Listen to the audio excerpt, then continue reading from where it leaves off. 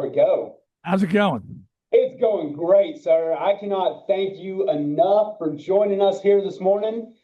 This is my American History of Rock and Soul class. Um, First year I've been able to teach this class. Before we even get started, I want to let you know all of these students didn't even need to be here today. Today is our final day. This is our final day before the winter Christmas break. And they are here for this. And their final exam is that they get to talk to Dee Snider. Well, I didn't have to be here either, so we're even. Yeah, this is, holiday season and everything like that, and just got back and getting into all that stuff with the family. So, but when I heard about your class and I heard that you continue, it's, we're if we don't learn from history, we're doomed to repeat it, that kind of thing. So, it's great to see you continue to make people aware. And it's disheartening to a certain amount because not a lot has changed.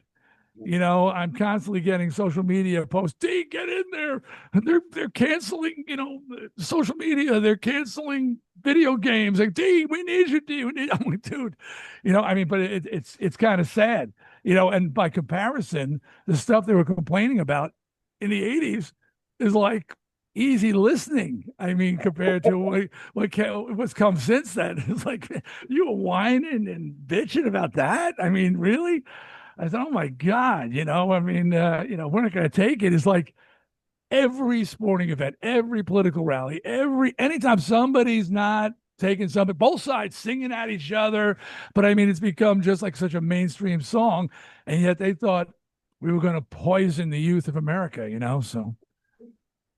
Well, I've got some students here who have come up with some questions that they would like to ask you about your life and career. And just to kind of go along, the stuff we talked about in this class, we've gone from about the 1920s up through the 1990s, just talking about how rock, pop, country, soul, how all these types of music have interacted with American history and why it mattered and why people use those songs to support things, to fight against things, and all that kind of stuff. So they have some questions they would like to ask. So first up, I'm going to bring Ainsley up to the hot seat so she can ask. I love it. That's my favorite thing, Q&A. No, I mean, seriously, I wasn't being facetious. This is serious. I love it. Hi, Mr. Snyder. My name's Hi, Ainsley. How you doing? I'm great. So my first question for you, we've heard a lot from Mr. Van Hess about how awesome it was to grow up in the 80s while watching MTV. Excuse me. Can you tell it what it was like to be actually on MTV? Yeah, like being shot out of a cannon. That came sort of out of nowhere. We were always a very visual band, and all of a sudden, this new video medium showed up, and they were looking for very, dynamic acts. There was some acts. This is an old song called "Video Killed the Radio Star," and there were some radio stars got killed. Once people got a look at them, they're like, "What the." So when that was the end of their careers, but they were loving any band or act that was very, very animated and flashy. And sure enough, my band had always been animated and flashy. But then I went from being on there and having, all over the world having our music and our visuals blown up. But then I became a host, and I did radio shows, and I did a lot of hosting. I did it for years. So it all of a sudden put me someplace that I never ever expected to be. But your teacher's out telling you about how great it was to grow up in the '80s. Um, it, you know, it was. And people ask me, why is it so different, or why was it so different? Besides the fact that it was so loud and bright and colorful and sensational, there's a general attitude. I call it, how old are you guys? You're seniors? Sophomore. Sophomores? I call it the middle finger factor. I mean, it was a generation of people saying, we're going to party, we're going to have a good time, and we don't give a blank what you think. And after that, 90s, 2000s, I'm not saying every band and every artist, but there's a lot of whining going on and complaining. We didn't complain. We just Marilyn Manson had a line in a song that says, "I wasn't born with enough middle fingers," but that was kind of the attitude. Up yours. We're having a good time. So when you look back on it, and younger people look back on it, they go, "Man, it looks like they were having fun. We were having fun. We were out of our minds." My second question for you is, have you had the chance to perform with people that were your heroes? Yes. That is the weirdest thing. And the weirdest thing to become friends with my heroes. Again, these are older artists. I mean, they're legendary artists, so maybe you know them, maybe you don't. Robert Plant from Led Zeppelin. Um, to have him reach out to me and say, "Hey, man, you want to come out to dinner?" Now, this guy had his poster over my bed. I would like bow down to it every night. And now and my reaction was so insane. I said, "Yeah, I'd love to, man, but I'm packing to go home tonight." And he said, "What? You don't want to go?" I'm like, "What am I saying?" Robert Plant's asking me to dinner, and I just froze. When I met Mick Jagger, I said, I was interested. D. Snider's is Mick Jagger. And I said, "Yeah, man, I've seen you around." And I turned and walked away, and I said, "What?" I don't know why I did that, but it was a fanboy. I can't believe this is happening. So, um, Alice Cooper, other people who are heroes of mine, and to actually call them friends is a weird thing. But now it's been on the other end where fans of mine who grew up with me have become friends of mine, and I know it's weird for them too. So, but it's an amazing gift to be able to meet your heroes. Just the other day, I was tweeting, and somebody said, "What made you want to make you want to be a singer?" And there's an old band, guys, from the '60s, but I was a kid back then, and Mark Lindsay, the singer of a band called Paul Revere and the Raiders. They were very big at the time. And I said, "Mark Lindsay," and Mark Lindsay tweets me, "Thanks, D. I really appreciate it." I'm like, holy, I like nearly pulled the plug out of my computer. I said, Mark Lindsay just was watching, listening to what I was saying. So it's amazing, actually. I'm still a fan. I'm still a fan inside. That's amazing. Thank you so much for your time. You're welcome. Go next. All right, next we'll bring Connor up to the hot seat. He's got a couple of questions for you. Awesome. I love your posters back there, man. You got some good ones on the walls. Thank you very much. I noticed that See my Hulk head back there? I have that exact same Deadpool head on a shelf in my house too. Yeah. So How about the Hulk head? You see my Hulk head? That's The a Hulk life-size head, Hulk head. Yeah, it's huge. And I got Sauron's glove over here with the actual Sauron's glove on my desk over here from Lord of the Rings. Hey man, what's up? Sorry, we're geeking out. Hey, Mr. Snyder, I'm a huge fan of yours. Thank you. Twisted Sister has some of the most iconic music videos during the early days of MTV. What was the creative process like behind I Want to Rock and We're Not Gonna Take It? So I created those. And when video came out, our first video was for a song called "You Can't Stop Rock and Roll." And we shot it in England. It had a little story the director was putting in there. And I looked at it and said, "Man, this is really cool. You could really have some fun with this, if you expanded on the whole idea of telling a story." So when it came time to do "We're Not Gonna Take It" video, the director said to me, "Do you have any ideas?"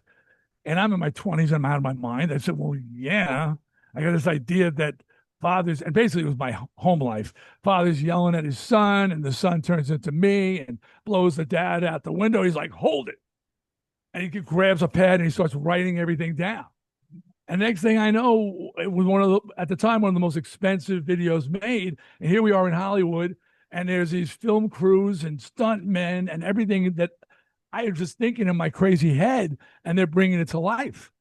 So it was so that's how that happened. And then when we got, but point of interest, when we presented the "We're Not Going to Take It" video to MTV, the president of MTV hated it. He said, "That's not a rock video. That's method acting." I don't even know what that means. And they wouldn't allow it to go out of medium rotation. And in spite of them like holding it back, it's still one of the, you see any top 100 rock videos of all time, "We're Not Going to Take It" always pops on because it actually changed rock video at that point. People started going, "Whoa, we can do that. We could play with this. We can make these little stories and little movies that we want to make. And things got crazy after that. So, yeah, MTV didn't even react well to it.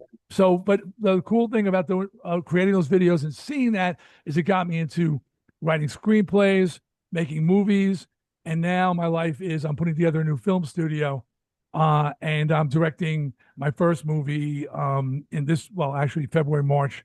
I'll be directing. It's called My Enemy's Enemy, and but we're now I'm just in the film business. But it all started with that, and God bless Marty Callner, the director, for being so cool. Instead of like having an ego, because he was like a real seasoned director, and blowing me off, my crazy ideas, he went, wait a second, let me write this down. And he wrote, and he let me be a part of every stage of the process. So I really got introduced to filmmaking, video making, and things like that. Awesome. What my next question is, what is the key to Twisted Sister's longevity? The key is my guitar player loves to crow about 50 years of rock and roll. We were broken up for 20 in the middle. You know, it's easy to stay married when you're not together. I mean, you know, we hate each other's guts, and we came back together, and then we retired in 2000. What was it? It wasn't 16. It was 10 years ago. Yeah, 2016. So we're actually reuniting in 2026. God help me, and going out for 50th anniversary, 50th anniversary shows. I didn't think I'd be alive, let alone doing shows. So, I mean, really, it comes down to the audience. Oddly, as the years have gone by, the years have been kinder to Twisted Sister over the years, and people have become more intrigued by what we did and who we are. And songs like We're Not Gonna Take It, which is just transcended the genre, it transcended the band. It's just become internationally. It's that song. Somebody sent me a video of like 100,000 Indians, middle, you know, I'm talking about from India, at a football soccer game, singing "We're Not Gonna Take It." 100,000. They probably have no idea that I'm the one who wrote that song, and I was just pissed off at my dad. But they were, I'm sure it was because their team was losing or winning or whatever. But anyway, it's just been amazing, and that kind of thing has just kept the name Twisted Sister, the band, the music in the zeitgeist, and where people 50 years later are going, yeah, we want to see you guys play. Thank you so much. You're welcome, man. All right, next up, we're bringing up Echo. She's got a question or two for you. All right. Who gets credit for waving before anybody else? I noticed. First to wave. Good one. There you go. Hello. How are you? Good. I have a couple questions. My first question is, what was high school like for you? Did you have a favorite class? High school. I was an outcast. I was this weird, everything that sort of worked for me as I got older and, you know, found a career, didn't work for me in high school. I was smart, but not smart enough to hang out with the really smart kids. I was a jock. I love sports, but I had really long hair, and they thought I was a freak. This is in the 70s, and people didn't have long hair back then. I was into cars and motorcycles and stuff like that. But I didn't fit in with the bad kids because the bad kids just beat people up for no reason. And wasn't down with that. So I was a real loner, and I just didn't fit in with any group, any crowd. So high school was a non-event.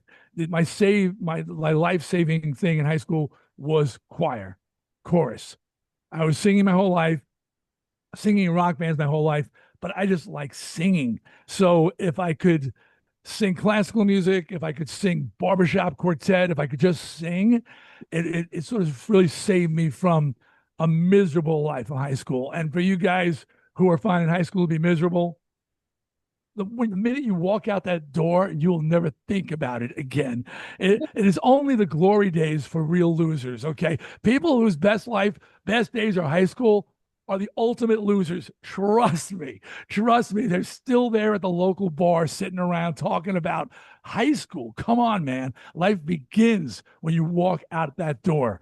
And that's when my life began. And all these different qualities I had that, like, you know, I was, and I didn't fit in with the freaks either because I never did drugs and I never drank, which is really weird too, especially for someone who looks like me.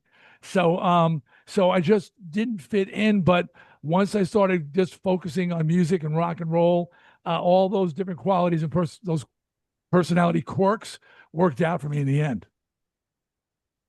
Yeah, thank you. My second question is, out of all the songs that you have written, which one do you think has been the most influential? Might be a gimme, but Yeah, you know what? I wrote every single Twisted Sister song, everyone, and then some. Unbeknownst to many, um, there's a song on Celine Dion Chris Holiday album called "These Are Special Times," which is the biggest selling holiday record in history. It sold like 14 million copies. And there's a song on there, a Christmas song I wrote for my wife, not to be released, but Celine heard it and wanted to record it. And I needed money. So I said, okay, yeah, go for it. Anyway, but I've written other songs. But yeah, We're Not Going to Take It, of course, has just become so much more than a song. It's like a folk song. And a folk song is one that just gets passed down from generation to generation. And, people singing around a damn campfire with a folk guitar. We're not going to take it. So whether or not I personally think it's my favorite thing or best thing I ever wrote or whatever. I knew it was great. The minute I wrote it, I was like, whoa, where did that come from? It's one of those things you start thinking, did I rip this off? Because it's really, really good. But there's a song on our second album, Can't Stop Rock and Roll, which I call my Declaration of Independence. It's called I'm Me. And it was really just sort of me standing up and remember that middle finger I told you about? Giving it to especially my dad. He was my muse, man. He really was. Believe it or not, he's 95. We get along great now, oddly. But back then, man, I hated this guy's guts. So I'm Me is personally, I wish it had done more for people, but We're Not Going to Take It is just that song. And in the end, whether it's George Washington chopped down the cherry tree. Abe Lincoln could not tell a lie. Your whole life gets reduced to like one sentence. One sentence. That's at the end. And it's going to be Dee Snider. He didn't take it, or he's not going to take it. That's what it's going to be. I guess, well, if you're lucky enough to have that line that people can say, although personally, I don't know if you guys ever watched Cobra Kai, but I was on Cobra Kai. And if you saw it, I healed Miguel when he was in the wheelchair. And Billy Zabka, who's a friend, plays Johnny on there. When he takes Miguel to see me in concert, he goes, "That's Dee Snider, the most badass rocker ever." And I said, "That's what I want on my tombstone." I told my wife, "Here lies Dee Snider, the most badass rocker ever." Billy Zabka. thank you so much. You're welcome. All right, we're bringing Cadence up next. If you should see some people moving around the background, we actually have two local news crews here that are covering. That's it. I'm out. Sorry. Yeah, see ya. I can't handle the news crew. Hi, how are you doing? Hi, I'm doing great. It's an honor to be able to talk to you. Pleasure. Well, just hold 1 second. Thank you all for coming today when you didn't have to. I appreciate that you appreciate me. And like I said, I didn't have to be here either. So I appreciate you guys too. Okay, you were saying. My first question is, we saw that Twisted Sister is going on like an 50th anniversary tour, or whatever. What are some of the what are some of the favorite places that you have played during your career? It's crazy to have played all over the world, and when you're first starting out, you feel what you do is very local, and we were from New York. And my accent was much worse back in those days. And we were really, Long Islanders, New Yorkers, and we're like, well, yeah, we're playing New York. And then, people go, yeah, what you do is not going to work in the Midwest, and then you go out there and they rock too. And then you go down south and they rock too. And you go, to Canada, they rock. And then you start going, they say, yeah, but it's never going to work because I talk a lot on stage, just like I talk a lot here. And they said, that's not going to fly where they don't speak English. And I found out that, because I'm so animated, they kind of get what I'm saying. And every country we played in, the response was huge. It was huge.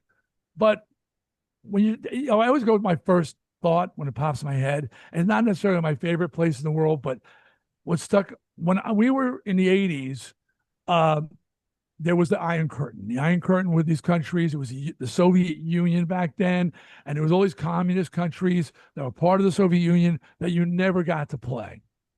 And then Glasnost happened at the end of the 90s. Yeah, end of the 80s, sorry.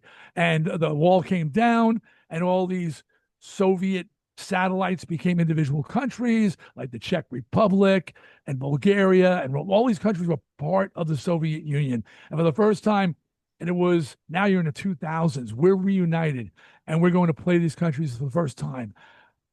And the passion and enthusiasm. They knew not only every word, they sang the guitar solos.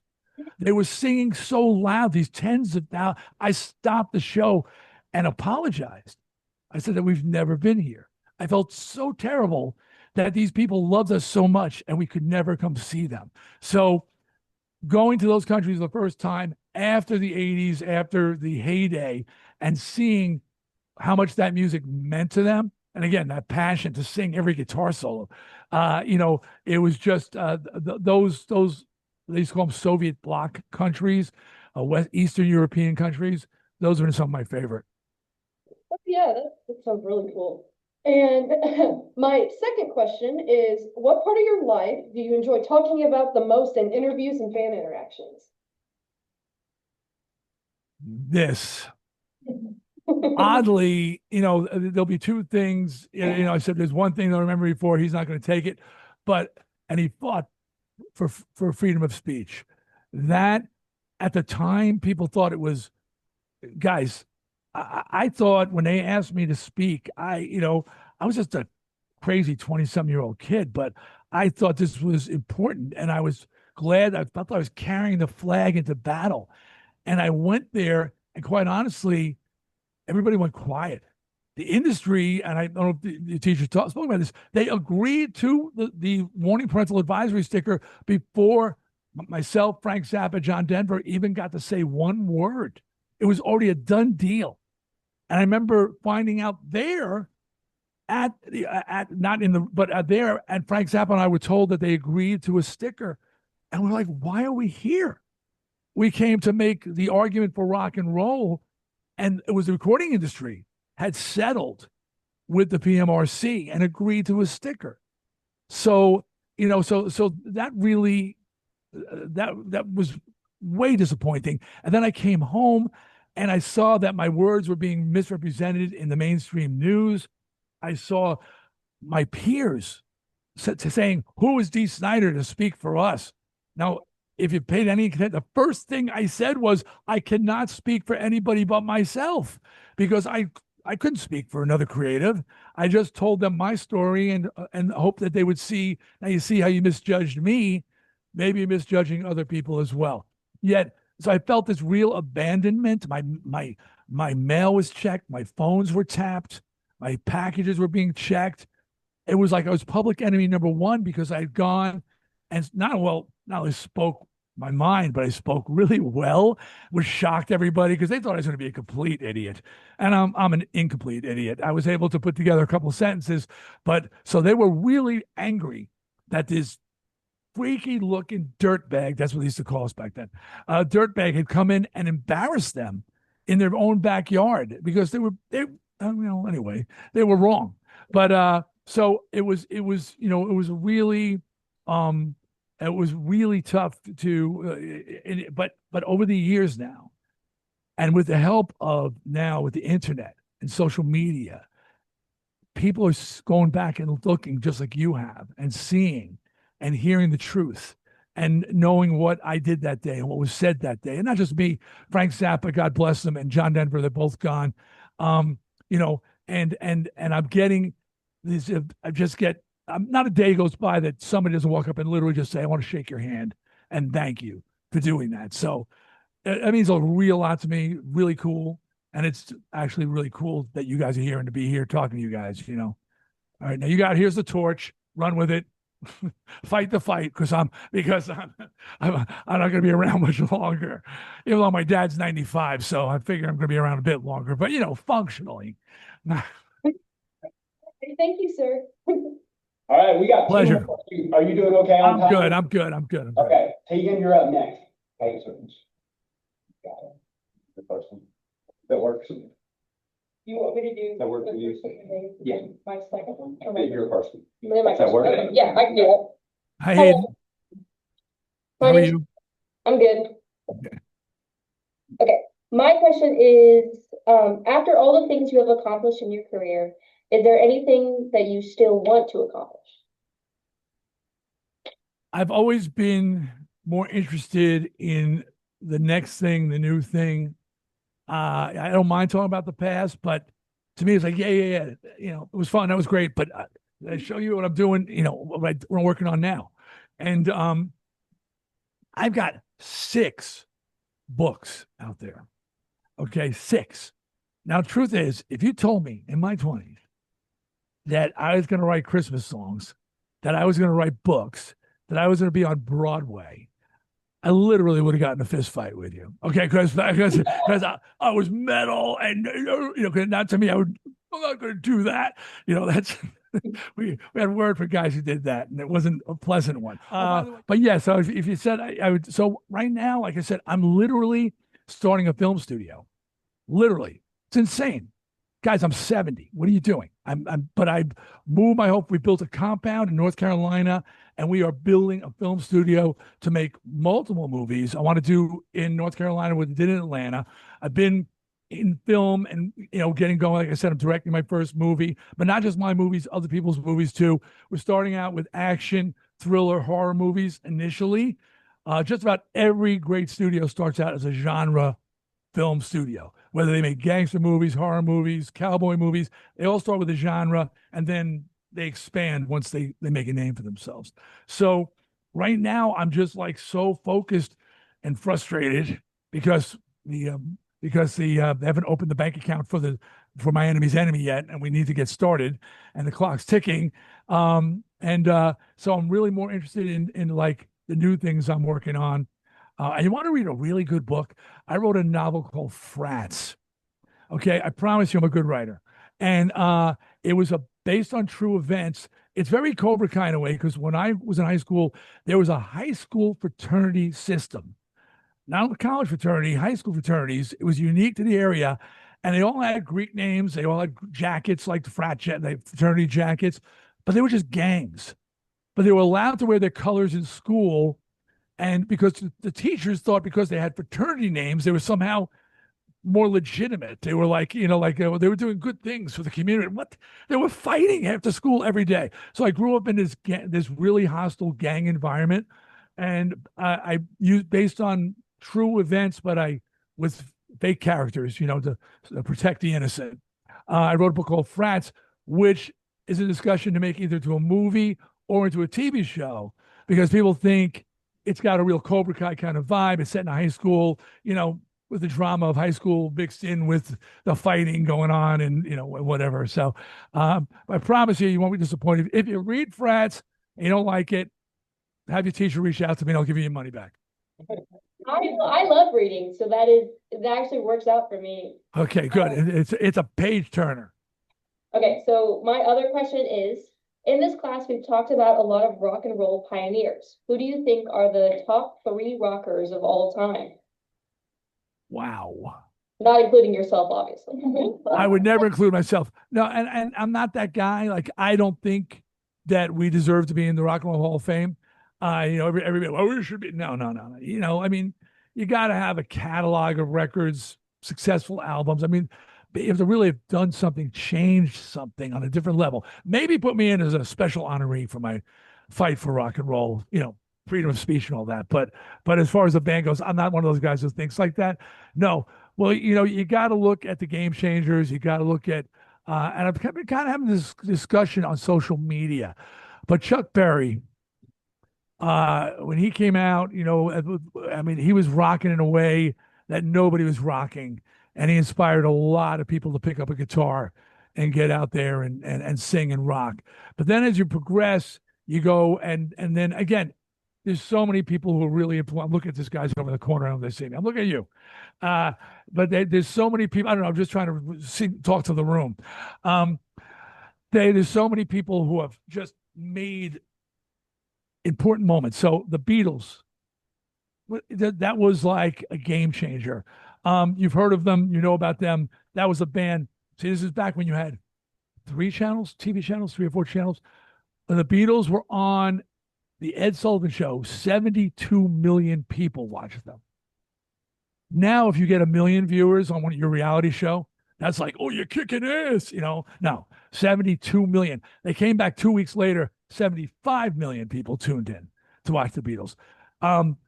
My dad, the one I told you I hate so much, he banned television in our house because he thought we should be playing board games and making puzzles and things like that.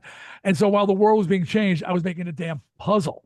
That said, the effect of going to the bus stop the day after and everybody just talking about it, I just hearing about it. I didn't even see it. I said, all right, I'm going to be a Beatle. That's it. I'm going to be a Beatle. And I don't even know what it is, but people were screaming, going crazy. I want to be that thing. All right. So the Beatles made a gazillion bands.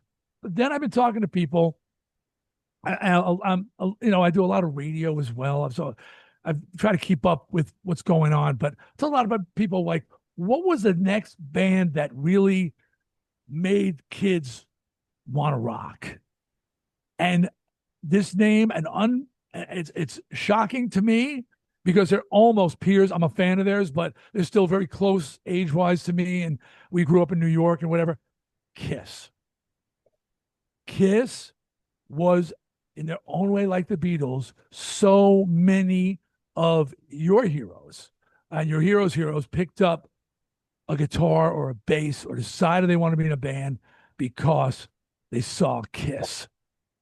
So, and I've just been on, like I said, that's been a discussion going on because Kiss has gotten a lot of flack for accepting the Kennedy Center's honor award from our current president. For people who don't like our current president, they're very upset. And I jumped in and said, wait a second, you can't, this is an honor. It's the Kennedy Center Award for for what you've done for your country. It's not whether you can't sit there and wait for a president you like to show up to win the award. Most of these dudes are really old. I mean, as a matter of fact, the guitar player from Kiss was so excited to get the award, he died before he got the award. I mean, how much does that suck? Okay, so what are you going to say? Oh, we're going to wait for a president that we feel good about. No, you say, thank you, sir. You take your damn honor and you're proud of it. I mean, Jesse Owens was a black track star who ran in the Olympics. That during Nazi Germany. Hitler was there, and he was the grand marshal of the Olympics. He didn't say, I'm not running because the Nazis or the country, the Nazi Germany at the time. Instead, he ran. He blew everybody away. This black dude blew everybody away and humiliated them by kicking so much ass. That's the way to do it, So, but anyway, so that was a discussion with Kiss. I just said, hey, man, you get honored like that, you accept it. But Kiss, I got to give them credit as far as changing people. And that's when you get others to pick up an instrument and want to create. And you got the bands that they inspire. You'd be shocked because there's, some very technical, proficient bands, that you wouldn't think they would like simple rock and roll like that. But Kiss did it. Thank you. You're welcome. Okay. We got one more. We got Taya coming up. Okay. This is like the relief pitcher coming in. Yeah. Just gotta pause the game for a second. Yeah. I do like your shirt, Teach. Thank you very much. I was just so like back in the 80s, many a teacher, and I'm a big supporter of teachers, as you probably know, but many a teacher complained to me directly that so many kids, because of the I Want to Rock video, every time they turned their backs in class, kids were screaming, I want to rock, like, And like really was annoying to them. Anyway, hi, how are you? Hi, I'm doing good. How are you? I'm great. All right. So my first question is that Twisted Sisters has a very recognizable image. What was your inspiration for that? That's a good question. Uh, there was like there were bands that came out of the early 70s, Alice Cooper, David Bowie. There was a thing called the glitter rock scene, the New York Dolls, okay, and they were dressing up and wearing makeup and things like that. And that's where Kiss got their inspiration. That's where we got our, like I said, a matter of fact, my guitar player was in what was Kiss before, like he played with Gene and Paul, and then he left and joined Twisted Sister, and they formed Kiss. So we all came from that sort of same era. But more than that, it was sort of a tension getting thing. Wanting to, we were, when I joined the band, disco was a big thing. I hate disco. Still sucks. Anyway, and you couldn't work. Rock bands could not work. And if you worked, first of all, you played to nobody, and people treated you like you were a jukebox. So dressing up was kind of a way to demand attention. And so and dressing up and then getting into a fight, that was even more of a way to get to demand attention. I feel much better now. I had a chip on my shoulder back then. I'm fine now. I'm not going to fight anybody. But back then it was really just sort of like demanding, how weird can I dress? And I wore some stuff. Back in it was women's clothing, period. And walking out of that stage, looking around at the people there going, want to start with me? Who's gonna start with me? I mean, it was really, but I was an angry young man.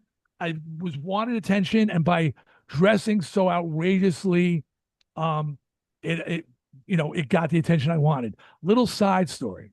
So I was wearing women's clothing, right? So I'm with Suzette, my wife. We've been together. It's going to be 50 years since I met her. And if you look up any pictures of her dudes, she's screaming hot. Okay. I'm no idiot. I found a good one. I stalked her like a wild animal. She caved and I never let her go. Okay. So we've been together forever. And so she was coming to see me after we've been going out for a couple of weeks. And she knew that I had reacted really positively to this top she had worn. By the way, we're playing bars and we're not popular. It's not like a big concert or anything. Nobody was coming to see my band. It was like when she walked in and I spotted her, there was 7 people in the house. 7 people. She made a mistake. She smiled at me. That was it. I just went out there and I just started courting her. Her family threatened to kill me on the first date. That's another story. Anyway, well, they were in the mafia. That's another story. So she says, do you really like that top I wore? It was a one shoulder knit top, fringe, one of those crochet jobs. And she looked so smoking hot in that top. I remember, my God. She walked into the club and I was wearing the same top. And when I saw her walk in, because nobody's in the club, there's a handful of people, I was so excited we were wearing our tops. So now I am with my one shoulder hanging out. I'm on stage and I'm pointing to her. And ladies, imagine walking in and she's just standing there with her like this, so embarrassed. And I come bounding off the stage after the set. I'm like, you wore your top. I'm wearing. She goes, why did you buy my top? And I said, remember I told you I love your top? Where'd you get your top? Like something you might say to another girl. I said to her, she didn't know I meant so I could go and buy one. Needless to say, she started making my clothes right after that. And she made them for the band. She said, my boyfriend is not wearing my clothes ever again.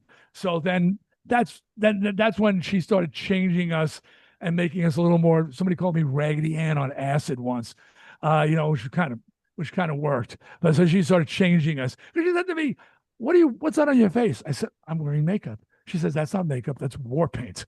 Because that's how I put it on, like to be scary, not to be pretty. So, because apparently I wasn't pretty.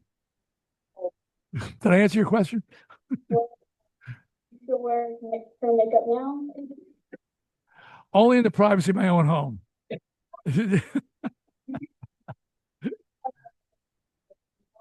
Oh, I'm losing you there. Oh, can you hear me? Yeah. Back to disco. What was your reasoning for hating disco? What was my reason for what? What was your reasoning for hating disco? Oh,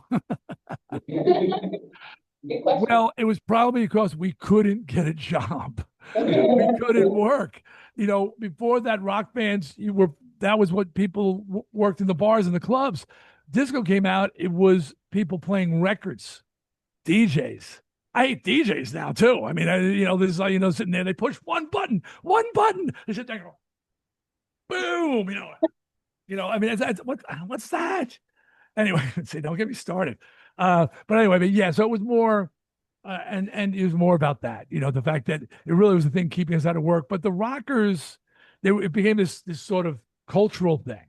There was, called the Johnny Bravos with their this old movie called Saturday Night Fever, which is kind of famous, but dressing up with suits and and short hair and then there were the denim and leather kids who were the rockers with the long hair, and so it became sort of a cultural divide. And we were big on disco sucks. That was a big thing. All right. Well, my next question is that how have you overcome adversity in your career, and what advice would you give to our generation about how to chase your dreams? Guys, I could talk about this all day. I won't. But it is, I was not. Look, I took in high school. They made us take a test to see what kind of job we were good for, a career. Farmer, farmer. I don't know what I wrote down on that sheet of paper. I must have said I liked trees or something, but they said I'd be a good farmer. I'm not a farmer. What? I grew up in suburbia. Why would they make me a farmer? Anyway, but this is the kind of stuff, and my parents, no one ever imagined that this was going to become like famous. And they're like, my dad, oh, just take. My dad was a cop. Take the civil service test. They got good benefits, and I'm not saying anything wrong with civil service. I'm not saying anything wrong with cops. I'm not saying yes, they have great benefits, but that wasn't me. That was that whole thing. I want to rock. So as many times as I heard the word no, I just refused to take no for an answer. And now, mind you, you got to read the room. All right. And by that, I mean, I was going out and performing in clubs. And even when it was 7 people or 10, then that grew to 14, it's hundreds, it's thousands of people. I was getting a good reaction. People were enjoying my singing. People were enjoying my performing style and my vibe. And so I was seeing, no, people will, if I get a chance, people will like me. And even though the band was getting rejected by every record company 5 times, every company in America rejected us 5 times. We finally went to England and signed a deal with a little label. It was called Secret Records. People say, what label are you? I say, Secret. I said, no, you can tell me. I'm your friend. I said, no, that's the name of the label. It's Secret Records. And then they collapsed right after our first record just came out. They just fell apart and canceled our tour. Again, adversity, adversity, adversity. But even though I was getting plenty of negative vibes, the audiences, even back in high school, I tell you I was that unpopular kid. But when I got on stage with my band, we were the band that played every dance. We were the band that played every concert night in my high school. And all those cool kids who wouldn't even talk to me or pay attention to me, they were at the edge of the stage going, can you play this song? Can you play that song? So the point I'm making is believe in yourself, but make sure you're getting some signs of life there. You say you should keep persevering because and now I've got a tattoo on my body. It says illegitimus non carborundum est, which means never let the bastards wear you down. Just keep on pushing back. Thank you for answering my questions. My pleasure. My pleasure to answer all your questions. Thank you. Mr. Snider, I can't thank you enough for taking the time out of your day to talk to my students and I today. I just want to say on a personal note, when I was 6 years old, I loved watching MTV. I loved listening to stuff like this. And there was one Friday night that my parents let me call in to MTV because they had a show where they would have the video of the week and they would put 2 videos up against each other. And one night, We're Not Gonna Take It was up for it. And my parents were gracious enough to let me add, I think, a whopping 50 cents to the phone bill. and call in and vote for We're Not Gonna Take It. And I heard original MTV VJ Martha Quinn's voice thanking me for voting. And you guys won the night. And at 6 years old, I was going, I helped Twisted Sister win. You helped. Yes. Thank you. And growing up and seeing you speak in front of Congress, seeing you pull your speech out of your back pocket and put it there and say things so eloquently, it inspired me at an early age. And I hope it's something that I can pass on to a lot of these students when I talk about rock and roll and how important it is to America and to our culture and our history. So thank you so much for taking the time out of your day to speak to us today. You're welcome. And just the last thing I want to say to you all is, if you run into me, you could call me D. I've got small children riding their bicycles past my house screaming, "Rock on, D!" And if small children can say, "Rock on, D," you guys certainly can call me D. Okay. And it's been great. I loved it. It's a pleasure. And thanks for all coming on your day off and hanging out for a little bit. Now I got to take my puppy to get his shots. All right. And I think we can practice right. Rock on D on 3. Okay. 1, 2, 3. Yeah. Rock on, class. Party on, Garth. All right. Thank you. Pleasure. And yeah, I hope I run into you guys on the street sometime. Absolutely. All right. Take care. Bye-bye.